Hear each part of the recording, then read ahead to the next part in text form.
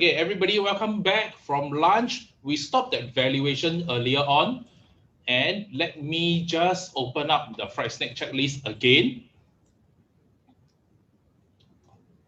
We were talking about TSM, and remember the thing that we want to look at for valuation is also our very, very trustworthy Morningstar. So again, I'll go into Morningstar for TSM again. Hey, so anybody interested in going into TSM? Anybody interested? Anybody? Winky, J. Oh, now everybody me. Hey, I tell you a very, very embarrassing story about me. All right. Let me tell you a very embarrassing story. I think last year, April, I already talked about TSM already. That time the price was $48 to $50. Okay. My valuation was around $44, $43. You know what I did? I went to sell put. So as you all know, sell put will allow me to get the shares at the price I want. But because I was so fixated on my valuation, okay, for that few dollars, I sell put, and then I saw TSM climb from 40 something, 50 something to 60, 70, 80, stopped at 90 plus for a long time, then now break the 100. So yes, this is my story. I'm convicted, but because of the few dollars, wow, I missed out on so much more. All right. So this is really, maybe it could be a learning lesson for all of you here. If this company is really, really very good, right? Don't just do a sell put. You may want to do a buy call. Okay. I totally forgot about buying call. Yes, Vijay, I totally agree with you. When I did a sell put, I collected $300-400. Very good. But I missed out on so much more. All right. So okay. Enough talk about this. So TSM at $121.50. Is it too expensive? Is it too cheap? Okay, hey, let's find out. I also don't know. In fact, sell put, I cannot exercise. Okay, sell put, I cannot exercise. I don't have the right to exercise. So sell put, I promised to buy, and then it just keep going up. Nobody want to sell me. So I didn't get it. I only got the premiums. All right. So how do we do valuation? First, of course, we click on the valuation tab. All right, let me zoom in a little bit more so that it's easier for everyone to see. Exactly. I desperately wanted it to be exercised, but hey, this is something that I missed out. Okay, today I still call myself stupid. I still call myself stupid because of that. Okay, for that few dollars. Okay. Ouch, yes, it's an ouch. So first things first, okay, back to your fried snake, you will see this thing, okay? For me, I use the auto update. So for you, maybe you all may want to key in all these numbers in first, okay? 121.4.52 for the share price, P ratio 34.06, EPS I share already, Didn't I share screen? Let me do it again, Yeah. Okay, it's over here. Maybe for TSM, maybe you may want to fill these numbers in first. 121.52, 34.06, and 3.57. So all these numbers will be useful for you to come up with your valuation and entry prices later on.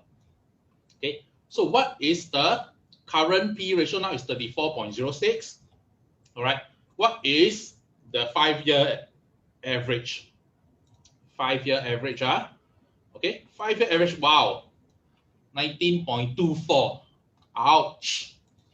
Okay, 19.24. Straight away, I know, okay, TSM is at almost 100% overvalue. Almost 100% overvalue. So based on PE, obviously it's a no-go. But how about the rest of the matrix? Okay, let's see. Let's see step by step. First thing, book value per share.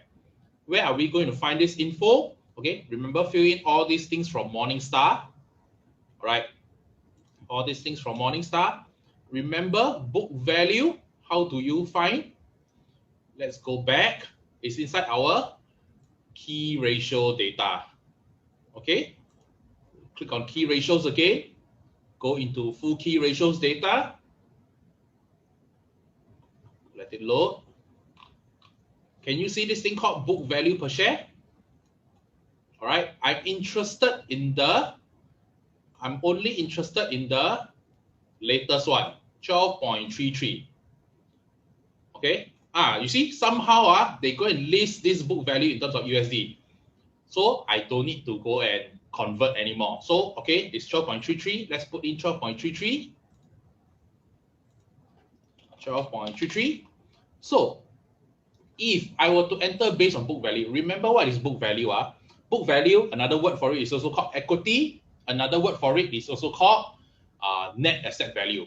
And this refers to all the assets minus all the liabilities and then divided by the number of shares. So if I want to enter TSM only based on book value, that means the net asset value, which is $12.33 per share, I should be looking at around, okay, $9.86 if I want a 20% discount on top of it.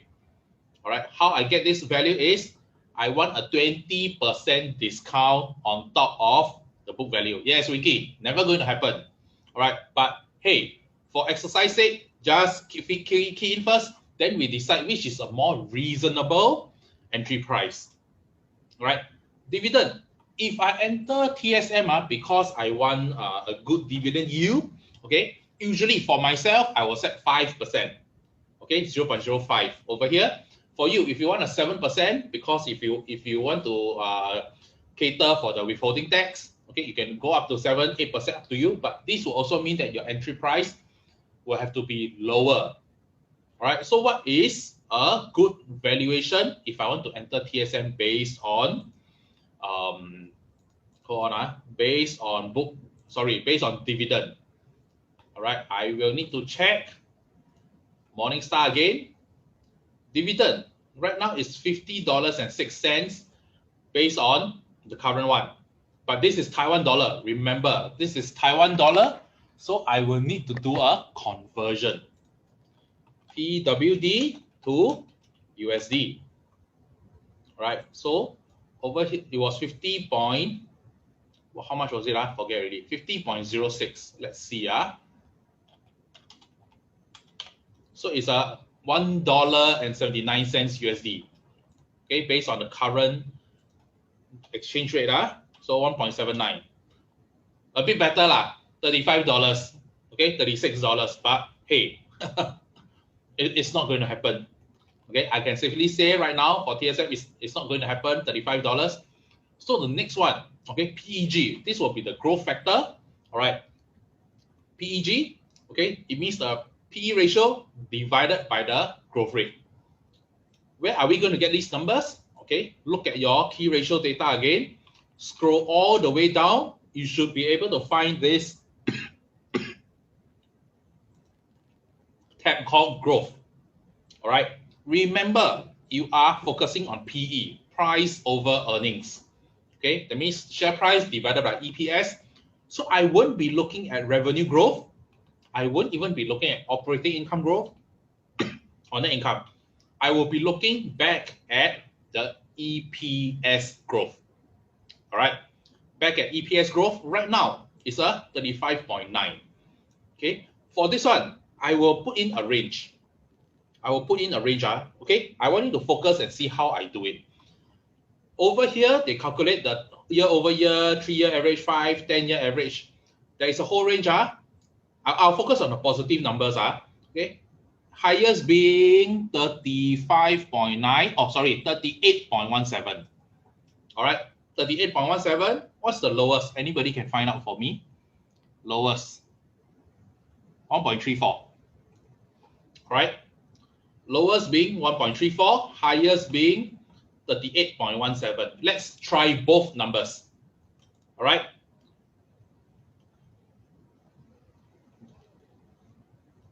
Okay.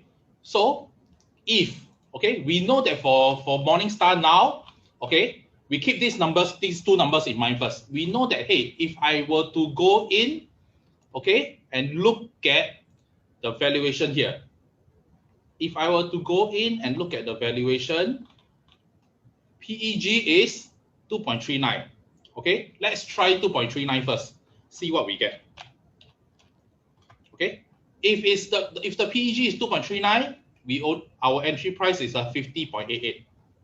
Okay, but what this means is that okay, 2.39. What is the formula for PEG? I will put up here. PEG equals to PE ratio divided by growth percentage. All right. So right now they say the PEG is 2.39 according to Morningstar. That means they assume, what's the growth ratio they assume? Can anyone calculate for me? What is the growth ratio that they are assuming for TSM? So it's actually PEG divided by the PE ratio, right? Divided by 4.06. All right. They are only assuming a 7% growth rate. Morningstar is only assuming a 7% growth rate for TSM. Guys, do you think this is a good assumption or not so good? Okay, zoom out a bit. Sure. Okay, maybe like this. Okay, based on 2.39, okay, not good. A bit on the low side. That means Morningstar, now you know Morningstar, they are quite conservative.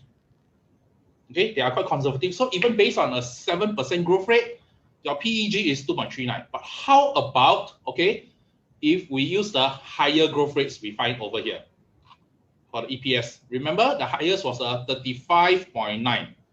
Let's try a 35.9. Let's try a 35.9. What's the PEG if I assume a 35.9 growth rate? So very simple. You just take the current PE ratio divided by 35.9.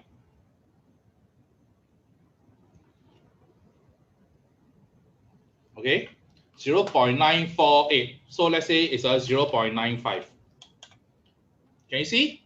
Okay, if it's 0.95, okay, I didn't times 100%, so it's just a ratio. Okay, can you see that the share price actually jumped to $127? Okay, and now it is slightly undervalued. But what this means is that the EPS has to continue to grow at 35%. Do you all think this is a good growth rate to use or not so good? Good, not so good. A bit too high, too ambitious. All right, too optimistic, not so good. How then, guys? Let me just ask you, what is a reasonable growth rate? You think? What is a reasonable growth rate? 15 to 20, 20%. Some say 20. Halfway between minimum and maximum. Hey, great. Take the middle. All right. So maybe let's take the middle. Okay, 35 and 7.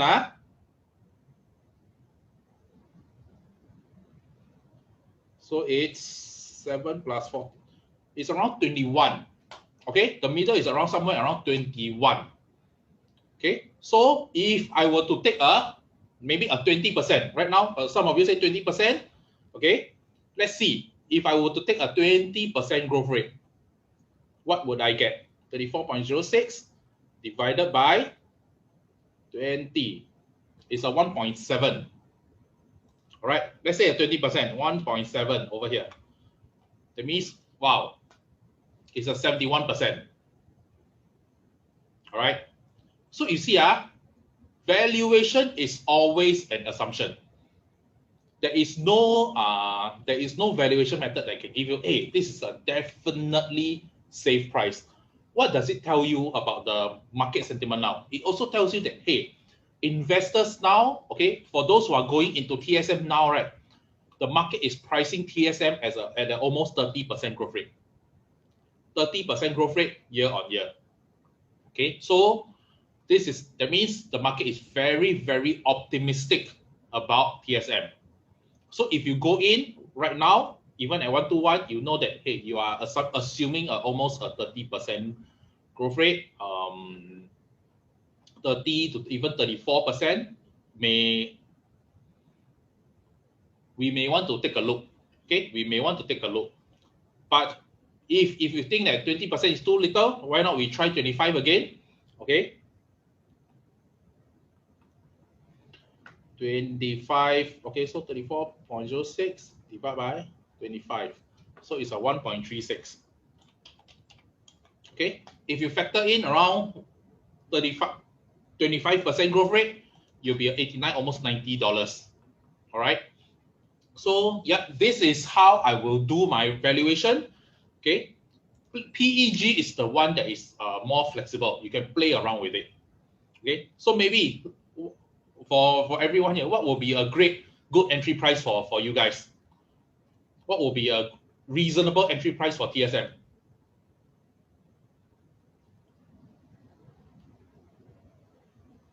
Or don't know? Use EMA. We say maybe we'll use EMA. Okay. See the chart. See the chart. Okay, we will leave the charts to tomorrow. So okay, we can definitely see the charts. All right. 50 EMA for 1 year is 112. Right. Maybe for okay. All right. Yeah. Okay. So you see, valuation, there is always some assumption here, some assumption there. So this is how I will play around with this PEG value, but never go in, okay? Never overestimate the growth just to fit in your valuation, just to fit in, yay, now I can go in. No. So right now we know that, hey, the market is pricing in TSM at a almost a 35% growth rate. All right. So if it doesn't happen, then of course it will. That means we entered TSM too high. Okay. So far, any questions with valuation now? Okay, based on this. Any other questions?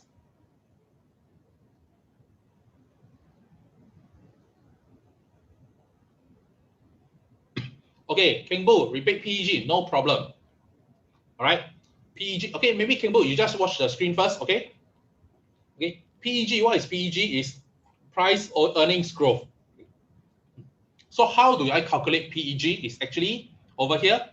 PEG equals to the PE ratio, which is 34.006 right now, divided by the growth percentage. How do I find this growth percentage?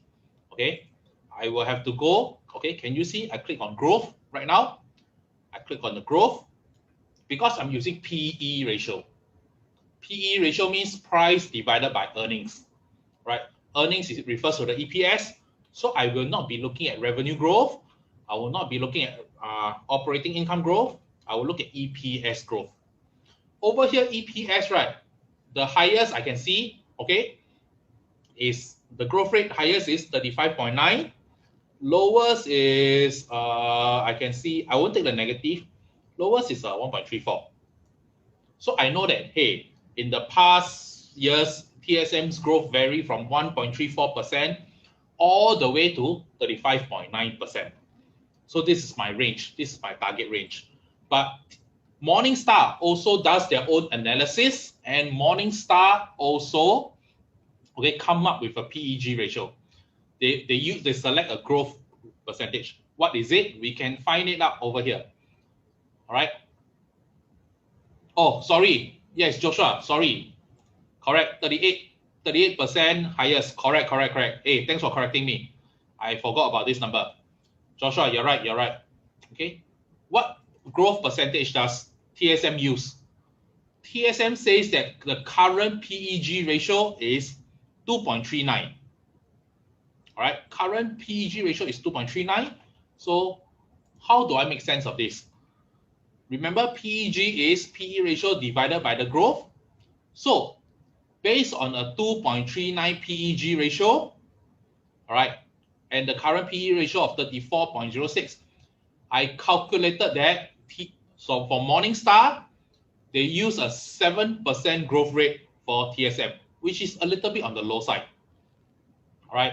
So now we know that 38 to 1%, okay, 1 point something percent. This is the range of growth. So we have gone through just now. Some say use a 20% growth rate. Some say use a 25%.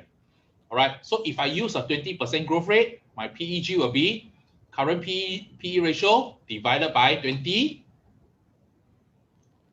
34.06 divided by 20, you'll be 1.7. Okay, this is assuming a 20% growth. All right, so if I assume that TSM is going to grow consistently at 20%, so my entry price will be 71. But of course, if I assume a 25%, it will be just now 1.36. Okay, it will be 89.41%. Let's try even if I go a little bit more ambitious, let me assume a 30% growth rate. It's a 1.13. Okay, 107. So right now we will see, okay, we can see, right, the market is pricing TSM at almost 35% growth rate.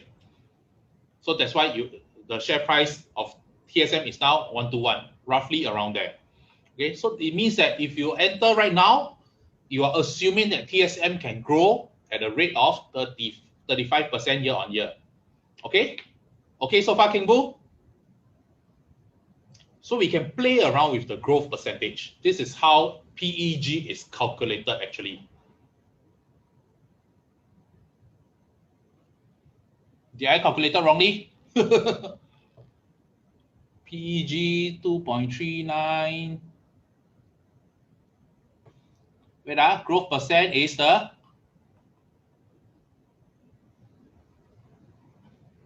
oh yes, I calculated wrongly. Correct.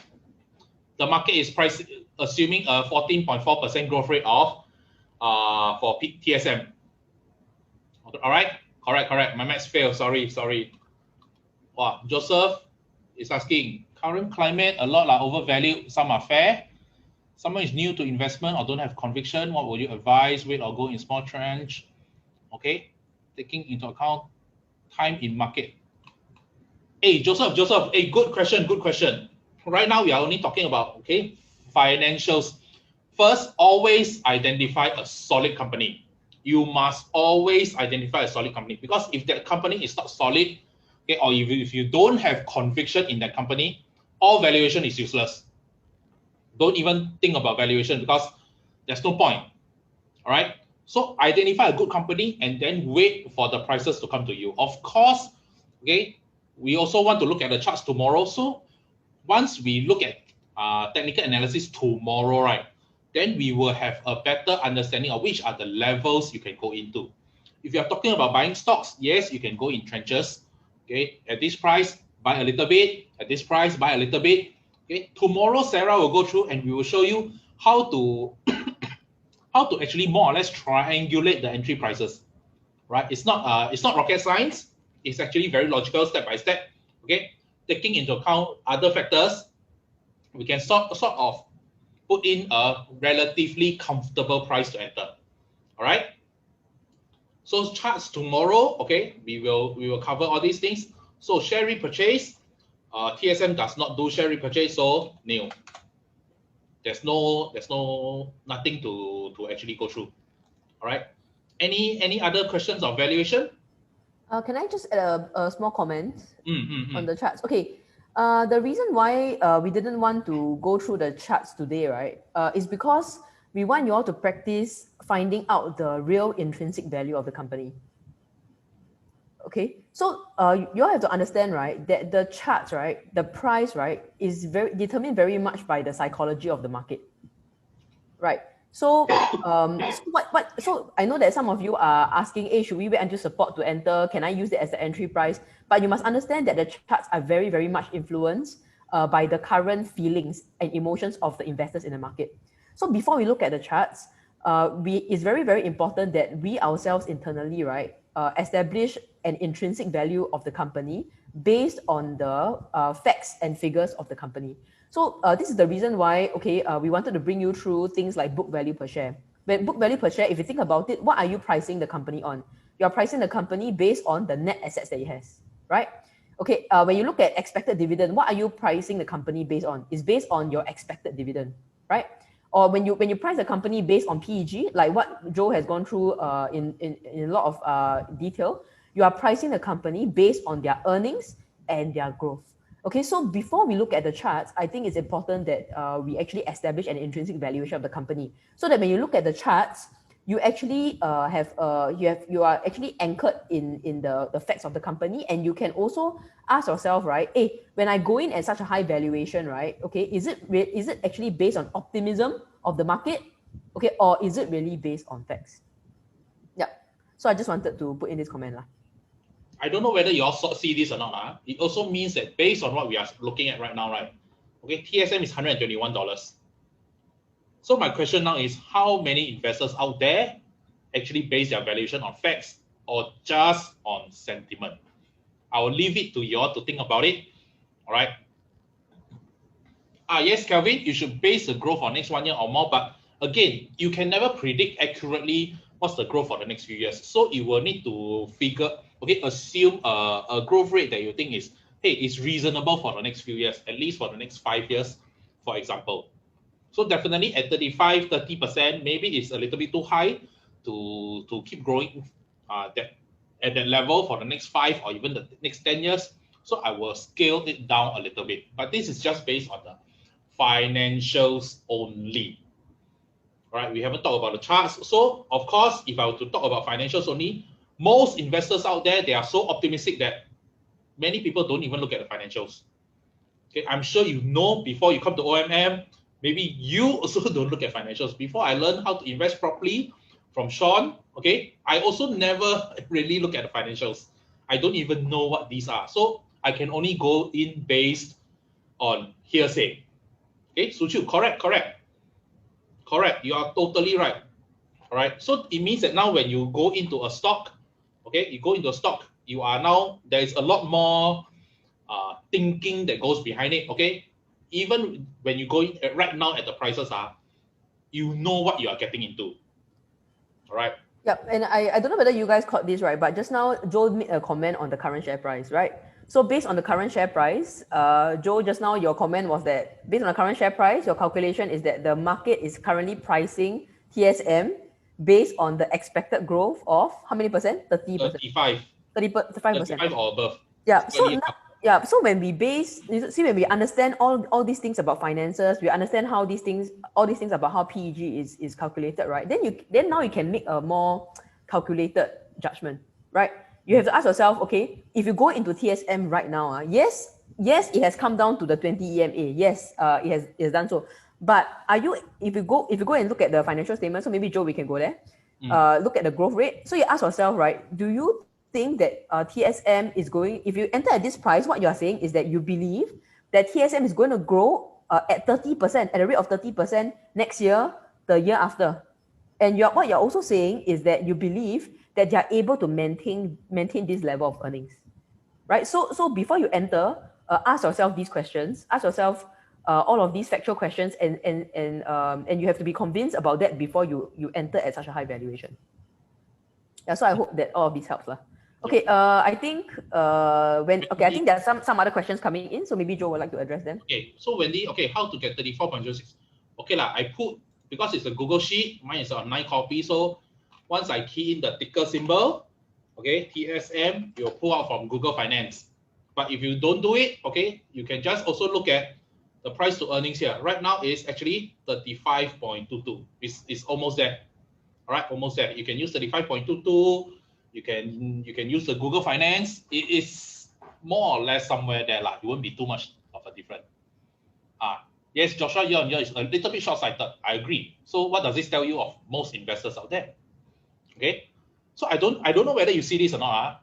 So after attending the foundation course, a lot of your seniors they start having a lot of mindset change. Now they know, hey, what is the market doing? So you hear us do market updates, right? It sounds very impressive, right? But Actually, it's really, really just simple maths. And if you really understand the formulas and the concepts behind the formulas, right, you roughly know what the market is thinking. Are they overly optimistic or are they overly fearful? This is where our favorite investing grandfather loves this statement. All right. Are others greedy? This is how you check whether people are greedy or not. Okay. If they are greedy, we should be fearful. But if others are fearful, especially during COVID, we should be greedy. All right. Okay. So what Wei Jie asking, what are we looking to be convicted that they can deliver consistent earnings and keep on increasing? For me, okay, based on my research, there are two things. I've shared with them earlier in the morning, because I see that, okay, TSM is a chip manufacturer. They only do manufacturing. They do not do any design. With the current onboarding of 5G cloud all these things the demand for the chips will still be there. They will continue to increase. Secondly, they are the biggest manufacturer, and because of the very unique situation that they are in, right, the next biggest competitor, which is Samsung, will never ever have such good business compared to them, because the reason is Apple is one of the biggest customers in this field. Apple has so many chips to be manufactured, and Apple will never ever pass on their design to Samsung to be manufactured. Right? Yep. So Alex, so that means now their growth rate is also dependent on a few things. If Microsoft continues to grow, Apple continues to grow, AMD, all these things continue to grow, hey, then there is a future for TSM. Perhaps this is their biggest disadvantage. All right, but I don't see why this market will not continue to grow. All right. That will be the first thing. That will be all the things that we are going through. Okay, the risk, the moat, all the financials, everything. So we say you may want to go back and look at what we went through earlier in the morning. All right. Okay. Any other questions? If not, shall we go through? Okay. Yuva is saying these giants will continue to grow if you continue to use. Exactly. Do you foresee yourself? Okay. Alex, yes, it does. You're right. You can look at the customers' potential growth. If the customers are growing, and if the customers do not have anywhere else to grow, anyone else to go to, then chances are TSM will really, really benefit a lot. Okay. Any other thing? If there's no question, shall we maybe we go through another company in detail? Okay, we go through another company to really, really get our hands dirty to really see any company that anybody wants to analyze. Square finance company. Wow, okay, perfect, Square. Okay. Wait. Square a little bit difficult. Let me tell you why. Let me tell you why. Straight away. Let's see. Let's try this out on Square. See whether it works or not. Will China disrupt TSM? Now I really don't know yet. All right. Maybe China is the biggest disruptor. All right. So Square again. Let's open another template for Square. Let me rename this TSM. Let me rename this Square. Right? Okay, hold on. Square. Look at the full key ratios data. Okay, maybe let's just go through Square. Oops. Let's just go through Square. Let's look at the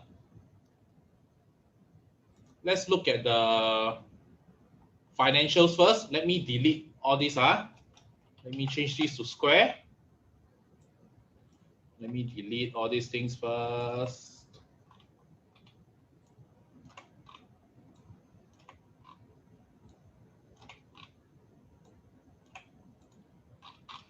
All right. So, okay, I like to focus on the numbers first. So I'll look at the fright first. All right. So free cash flow. Can anybody look at Square's chart, Morningstar, and tell me how many points you give? 0, 1, or 2 for Square?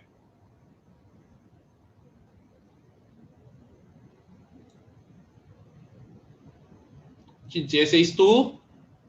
How about y'all? The rest? Winky says 2. Wow, everybody give 2 ah? Okay, okay. Okay, Yuva says 1, Joshua says 1.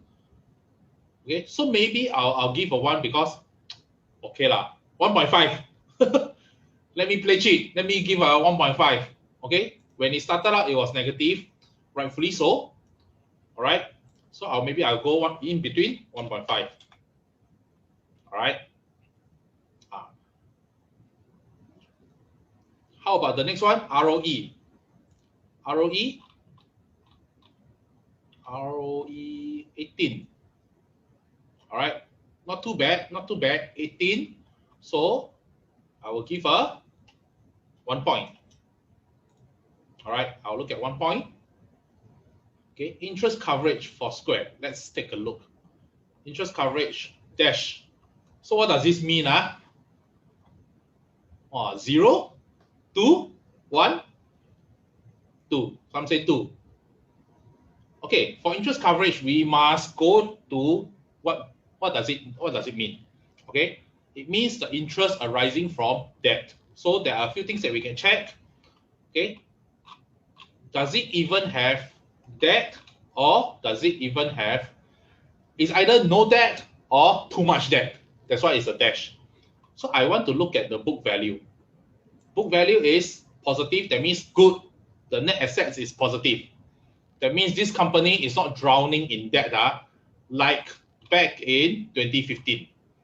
Back in 15 is a negative because there are more liabilities compared to assets. So right now, hey, not bad. They have actually gone up a lot on assets. So good. So I will check, yes. The other thing, correct. You all will check debt to equity. It's a 1.04. What does it mean? Okay, so it means for every dollar of, okay, there is slightly more debt than equity. Slightly more debt. For every $1 equity, they have $1.04 of debt. All right. So over here, what's the score would you all want to give for interest coverage? 0. Okay. Let me tell you why this interest coverage is dash for now. Okay. I haven't looked at the financial reports of Square, but my guess right now is that they are taking on long-term loans. That means they haven't started to repay their interest coverage at all. Okay. So this is why it's a dash. They haven't started paying yet. So that's why there's no record. Morningstar did not pick up any record from them because usually these are long-term. So I will still put a 0 just to be safe. I'll put a 0. Yes, there are debts, but just that they haven't started to service their debt, which is not the best. All right. EPS. EPS, where is it? Over here. How many points will you guys give? Puana is very, very, later we take a look. We take a look, okay? Good question, okay? You all will give 0, Okay, 0.5 being very conservative. Okay, it is actually increasing, okay? So maybe like what Chin say, I'll give a 0.5. All right. Dividends definitely is a 0. Yes, they don't give dividends. They'll rather keep the money and expand their business. So dividend straight away 0. Debt to equity, we know fail already. Just now we check already. So based on Based on the financials, they only score a 3 points. All right. What else? Look at the others again. Increasing revenue. Is the revenue of Square increasing? I think so.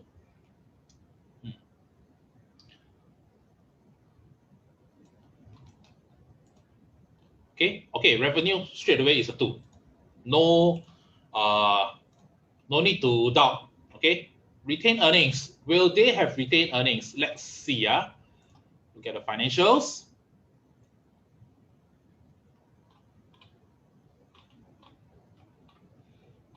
Look at the balance sheet. All right. So retained earnings is all the way down.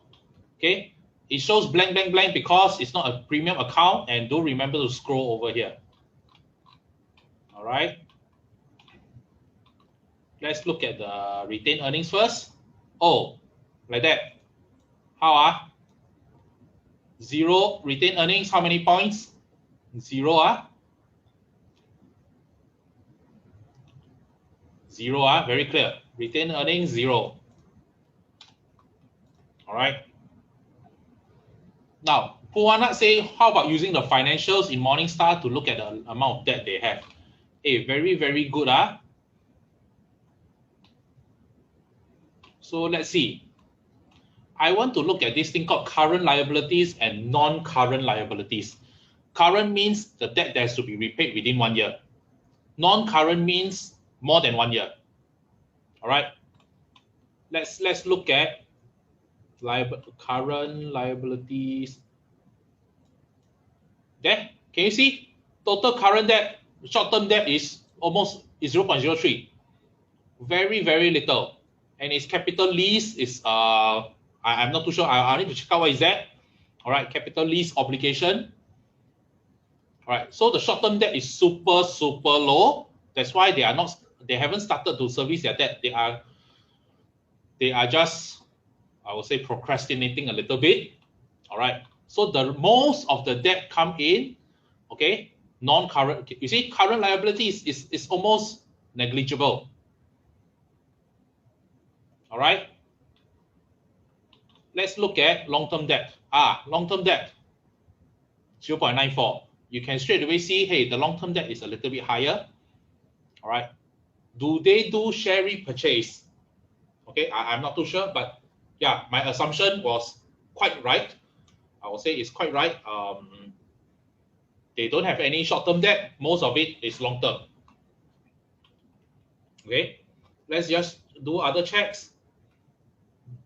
Okay, all the non-current. Yeah, you see, total liabilities is 1.14. Out of this 1.14, 0.94 is long-term debt. All right, this is how you see. All right. So it's correct. It's correct. So based on this, yes, it's still. That's why I will give the interest coverage 0, because it's not that they are in very good shape. It's just that they are not paying up upfront now, right? Share repurchase. Remember, I will have to go to the investor relations.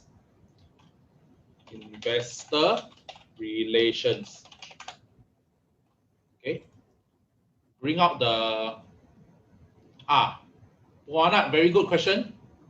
Okay, share number increasing. Any dilution? Definitely yes. Just I do not know how much now. Okay, Juana, very good. Look at the number of shares. Is it decreasing? So it's not. In fact, it is increasing. They are issuing more and more shares. Okay, as a young company, I think it is okay for them to do so. All right, because their priority is cash flow. Okay, if you ask me, I would say for a young company, priority is cash flow. So if they want to use shares as a form of compensation, especially let's say for their workers, I think it is okay. I think it is all right for early companies, for young companies to pay out in shares. That's why we are looking at increasing number of shares and to issue more shares to bring up the cash flow. How many years do you consider young company? I would say anything that is less than 10 or 15, around there. All right. I would say young, even in terms of finances. You see, their finances is still, the cash flow is not so good. All right, income is not so good. Debt level is still slightly quite high. Okay. Senior notes repurchase. No, I don't think these are shares. Okay. So we have to look. I will have to look at it more. So right now I'm not too sure because I haven't looked at I haven't looked closely at the Square's financial report. All right. So share repurchase definitely a 0. All right.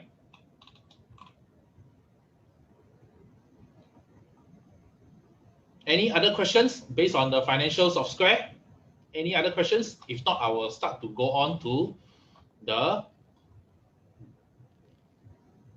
non-quanti. I don't know. Definition for long-term debt, how many years? Okay. Puana, very good question. In accounting concept, right? Long-term is just more than a year. Anything more than a year, they call it long-term or non-current. All right. So to really see how long is the debt, you will have to go into the financial statements. They will see, okay, from maybe 1 to 5 years, this is the debt they have to pay. 5 to 10 years, this is the amount of debt they have to pay. 10 to 15, this is the amount of debt. All right, they will actually put it upfront. Okay. So looking at Square's investor. All right, let's look at the most current one.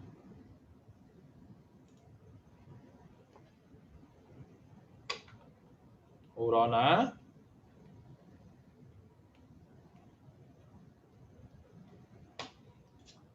Let's see. Let me go in. Okay, so science and tech risk. So remember, it's research. Okay, if you know what Square does, right, roughly, you will also know something. So I will control F, research. Okay, or maybe, hold on, research, don't have. How about development?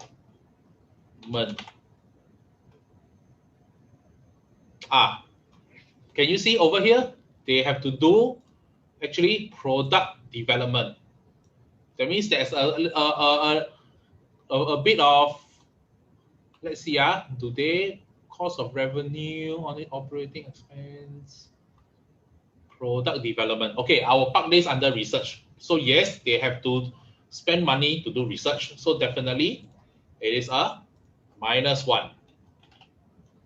All right. Net margin, same thing. Let's look at the competitors of Square.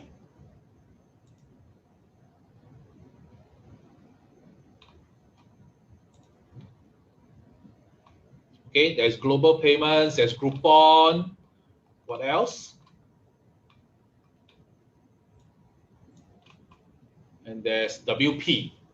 All right, can anyone help me to find the net margin of this field? GPN, GRPN. Anybody can help me find the net margin for GPN and GRPN and WP? Okay, these three. Anybody?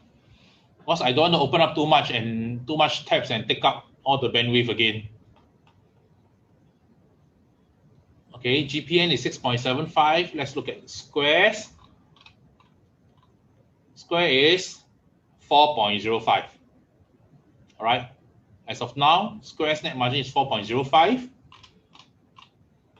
So you can see, it's not that stable yet for Square, okay, compared to TSM.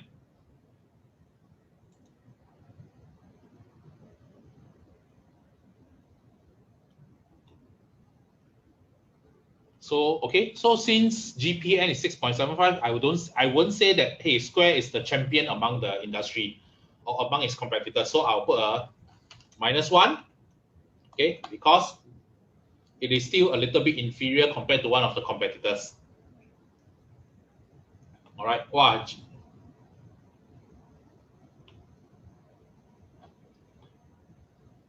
Yeah, okay. GRPN is negative. Okay, so Alex has a question. Their customers are mainly small businesses. Small businesses will be impacted more or go bust, so will it affect their revenue and growth? I have not gone into detail for this one. Or Lin, are you here? Lin actually did a very, very in-depth research on Square. Lin, are you here? Or she not here already? Lin. Okay, maybe Lin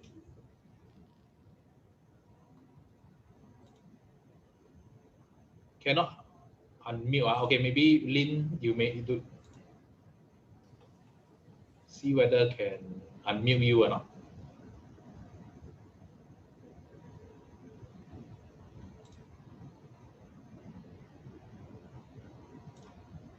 Hold on, let me look for Lin. Let me try to help her to unmute. Lynn, can you request? You can actually click on the unmute button and request to be unmuted. It's easier for Joe. Okay, as you all can see, I'm quite clumsy in these kind of things.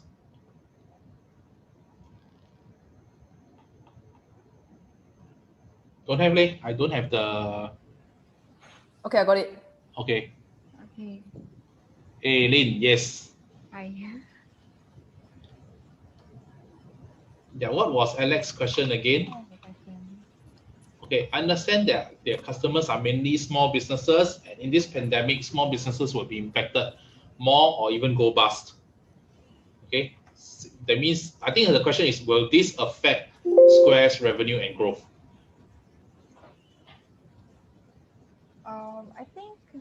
I think the amount of industry that they're actually serving, right, is still quite a wide range. So, even though yes, they are mainly focusing on small businesses, but the demand for their services is still pretty high based on the market demand.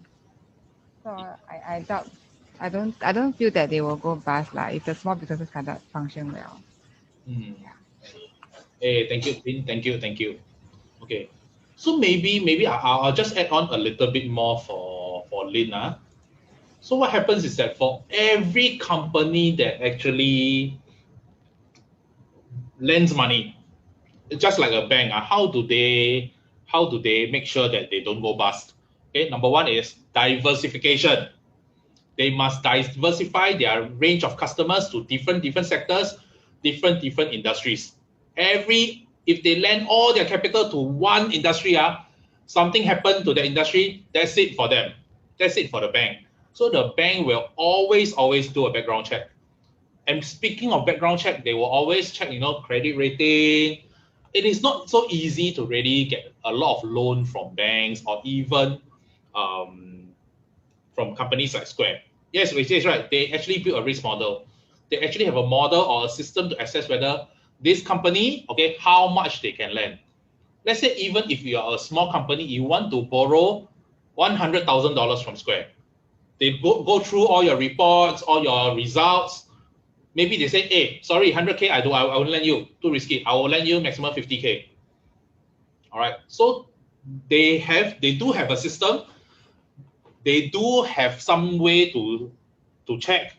They will reject the people if they think that, hey, sorry, you're too risky already. I cannot lend you any money. Or they will lower the maximum sum that they are allowed to lend you. So based on all these things, is it easy? Will the pandemic affect them a lot? I don't think so. And in fact, okay, because of other parts of their businesses like the Cash App, right? Because of the pandemic, they actually made a lot of money based on the Cash App usage. Okay. So Alex, is this explanation okay? But hey, good question, Alex. All right, keep it coming. All right. So authority, I would think, okay, are they under authority risk? I would think so, but let's check it out.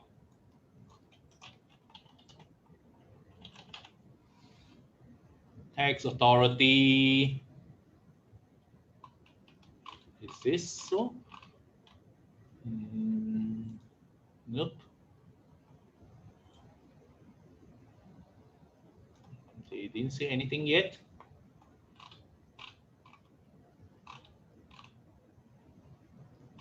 Okay. I don't know whether you can see this or not, but for companies listed in the US, everything is put summarized in a contents page. Let me show you. So this is the cool thing about looking at the report. Oh, don't have. Let's see. Can you see risk factor? All right, risk factor. Just go to the risk factor. Okay. Pandemic. Okay, they have an eye on the pandemic actually. All right, government relief programs.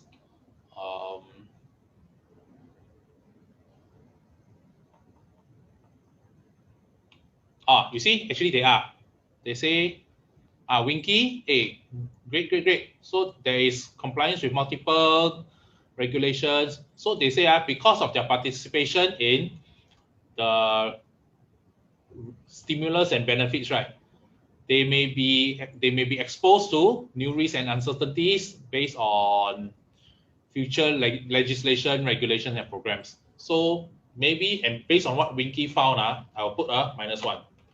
Okay. And key person. Now for key person, let's see. So usually I would like to look at skilled personnel. They really need to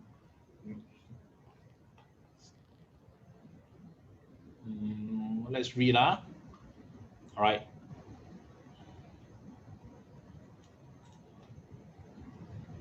So I would say yes. As of now, I would say yes. Square is also exposed to key person risk. Okay, mainly the key workers, the skilled workers, the computer engineers, software programmers, I would say. Okay. So far, any questions on the risk? Any issue on the risk side of things?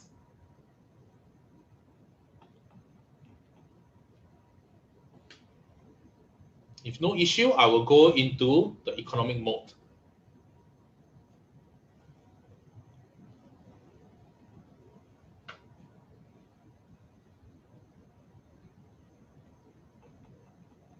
Any issues? Okay, I think no issues. Okay, so I will proceed on to the mode. Right. So maybe why not? This one I will let you all get your hands dirty. Try to open up the financial report. Try to do the Control F to search for the things, and then let me know what numbers should I fill in. Right. So for intangible assets, do they have brands, copyrights, all these things? Anybody? Okay, they have a license on COVID payment. All right. Hey, thank you, Winky. Anything else?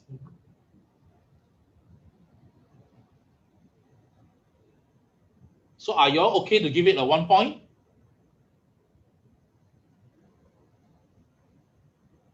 Puwana will give it 1 point. Okay, Bernie, yes. All right. So the other one is low cost advantage. Okay, what do you need to do for low cost advantage? You need to compare the gross margin. Wow, Winky very fast, Gross margin. So okay, Square is the lowest. All right. Square is the lowest. We have to give it a 0. Right. Winky already found out. Okay, switching costs. This is the difficult one. So based on your understanding of Square, do you think there's a switching cost associated with Square? To the customers or the people who are using the Square app or the Cash app, will they find it difficult to switch?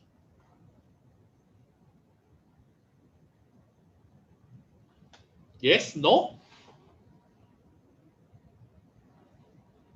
Or don't know?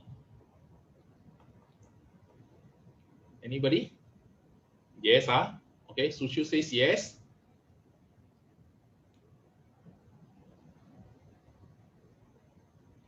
Anybody else?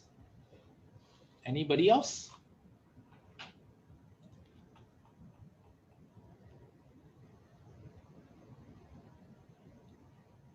Winky is saying this one.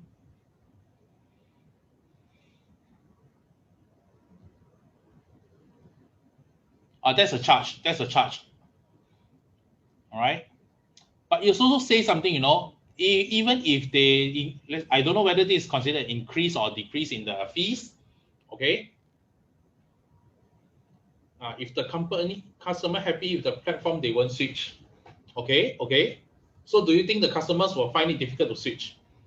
Like for some companies, it is very clear there is a very high switching cost. For example, our Microsoft, Adobe, this one all very clear already, because even for medical devices, your hip joint replacements, all these have a very high switching cost, because it is not so difficult to switch from one brand to the other because of the training involved.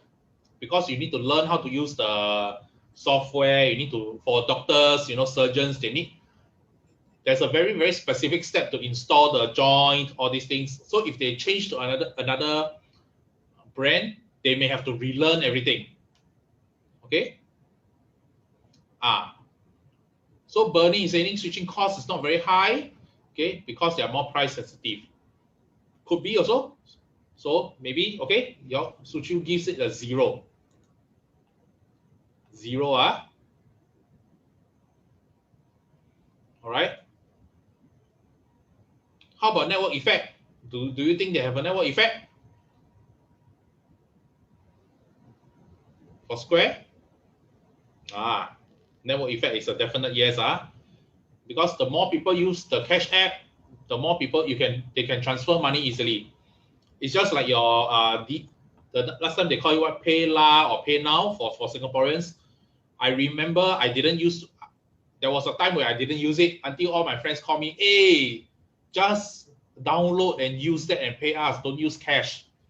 Then I, okay. Now I also jump on the bandwagon. Okay, so can pay using Bitcoin?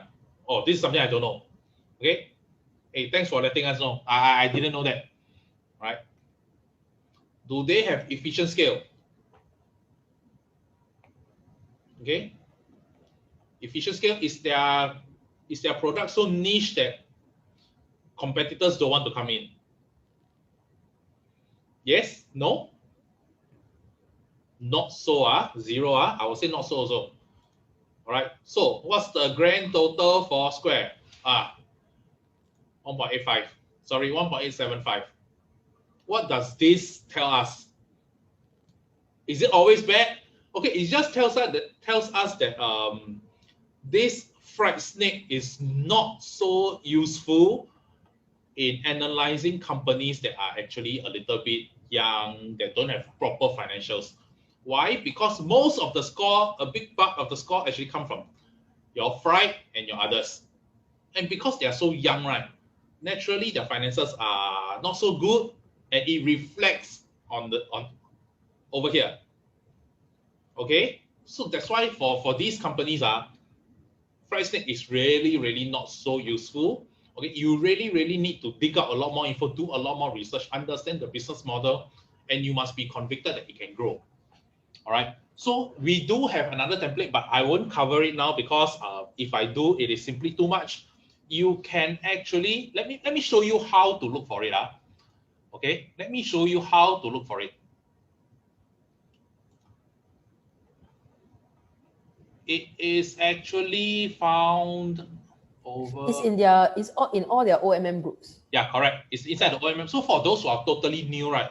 Okay, I actually went through a session where I introduced to OMM how to analyze all these DR companies. So you can see Fried Snake is more for incremental and stable. Why? Because they have strong financials to back them up. For the DNR, the financials are really not so strong. That's why we need to employ. If you use the Fried Snake, it will not make a lot of sense. Okay, but doesn't mean that we totally don't look at DR companies at all. Of course not. Okay, so can you do it? Okay, you can go to this options OMM group, the general group. Hold on. Look for units. Okay, under units. There's a search button at the right hand corner. You can search for 10 bagger. Right hand corner. Okay, it's covered by my channel, all these things. So okay, you just search for this 10 bagger. Okay. The Baba Black Sheep 3 bags. Okay, this one. So how to identify and evaluate 10 bagger stocks? Why? Because 10 bagger means they can grow 10 times. All right. Okay, they can grow 10 times.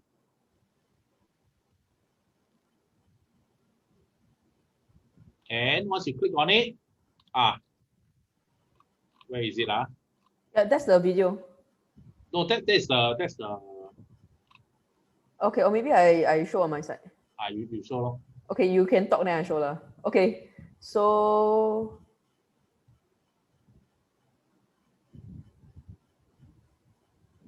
okay, the most direct way to get it right, actually is under your specific tiered OMM groups. So for example, if let's say you're in the silver OMM group, you just have to go under. I think there was a file that I shared with all of you. There's a video that I shared with all of you. So you go to media. Okay, and I think there was a. You're on video, right? I think I shared a video some time back. Okay, never mind. Okay, sorry to confuse all of you. Okay, never mind. I think I just go into the general group lah. Okay, so okay, what Joe was saying is, okay, go to the options millionaire mentorships group. Okay, go to units. Okay, then after that, you can actually under units, right? You can actually search for the 10 bagger.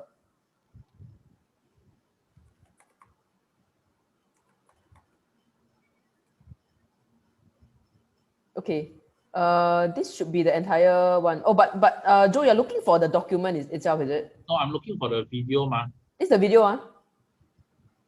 Eh? Okay, then you can see over here, there's a video recording and notes can be found here. Oh, okay. Yeah, so maybe for the benefit of everyone, I will just put it in the chat now. Then y'all can save this link. Okay, so when you go into this, right, automatically you can see, okay, the notes, okay, as well as the specific video, it's all there. Okay, so y'all can go and check it out. Yep. All right. So the content is there. So do check it out. So somebody, Joseph asking, will I share the Google Sheets link? Okay. I'll just say this first. I really don't mind sharing, but maybe I'll show you how to get it. Actually, they can just save it as a Google Sheet. That will be much easier for themselves. Yeah. You can save the Excel file as Google Sheet. Yeah, you can import it to Google Sheets and you can use the thing. Okay. Because what happened was we gave the link and you actually have to make a copy for yourself. So a lot of people actually request us for access, but we cannot do it. But because once we give access, it means that it will change all the formula or all the studies of my master copy. I'll say what I'm using right now is the master copy. So if you want a copy, you have to make a copy for yourself. All right. How? Maybe. Hey Joseph, Bernie, you see the Excel sheet, you just go to your Google Drive, you just drop inside your Google Drive. It will open as a Google spreadsheet. Okay. Yep. So even if you really cannot get it, maybe you can just spend 2 minutes in your coaching call. We just show you how to do it. Okay. All right. Any other questions on the fried snake checklist? Actually, right, guys, even if you cannot put it in the Excel sheet, right, it's fine, right? Because what can y'all do? Right, what can y'all do? Because I think at the end of the day, you also need to learn how to be resourceful, need to learn how to be independent, because Joe may not be with y'all every time y'all do your fried snake, right? So if you are not able to get the Google Sheet version, it's fine, right? So actually, you all just have to go inside the Morningstar and get all the values. You will result in the same thing. Okay, so be resourceful. So it's just a little bit more tedious. Right? Any other questions? Any other questions you have? If not, okay, we are ahead of time, but our special guest is already inside this room, and maybe we don't want to take up his time because he still needs to go and work, or he specially set aside this time for all of us here. Okay, If there's no questions, can we welcome Yen? Yen, come on, come on. Are you there?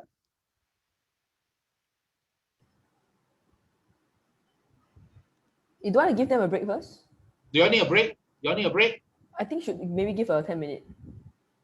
Do you need a break? Yeah. Yeah, Okay, let's give a okay. 10-minute break. Okay, so maybe we go for a 10-minute break then. What's the time now? 1:40. We come back around 1:51, 1:50, 1:51. All right. Okay, coffee break.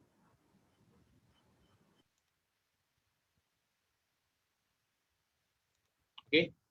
We come back at 1:50. So don't leave the group. Okay, don't leave the Zoom. Just mute your mic, switch off your video. Okay, go for your break. All right. See you guys at 1:51.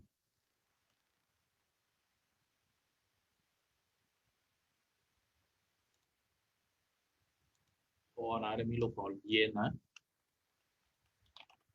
Okay, done already. Yep. Hi, thank you. Joe, remember to stop recording.